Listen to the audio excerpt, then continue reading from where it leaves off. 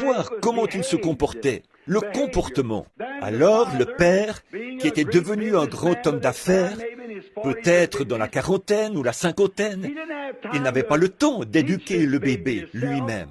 Alors il prenait, à cette époque-là, il n'avait pas d'école publique comme il y en a maintenant. Alors il prenait ce qu'ils appelaient un précepteur ou un éducateur, un maître d'école.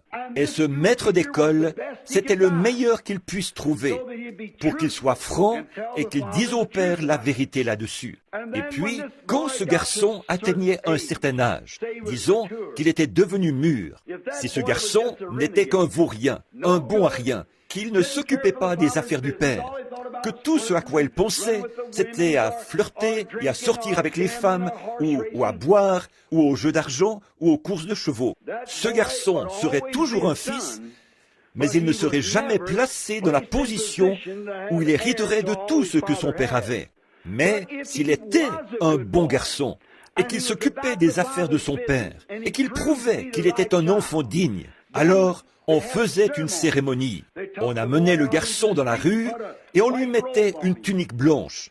Et on le faisait monter sur une tribune pour que toute la ville puisse le voir. On faisait une fête et un jubilé. Et là, le père faisait la cérémonie de l'adoption.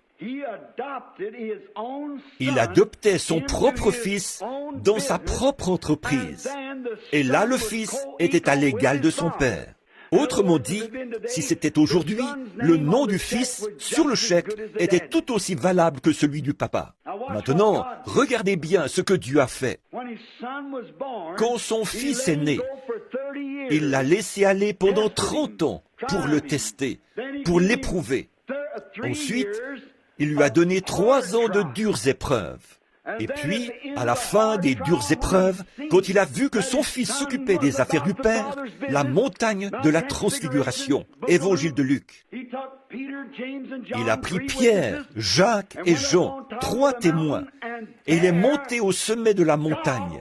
Et là, Dieu accomplit les lois de l'adoption. Ils ont levé les yeux, et ils ont vu Jésus, et ses vêtements resplendissaient, blancs comme l'éclair.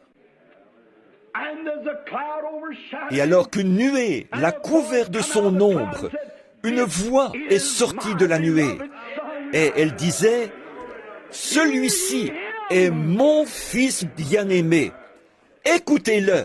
Maintenant, je vais m'asseoir et je n'aurai plus rien à dire. Ce que lui dit, c'est la loi et la vérité. » Maintenant, l'Église est passée par ces écoles-là. Elle s'est mariée là-bas il y a bien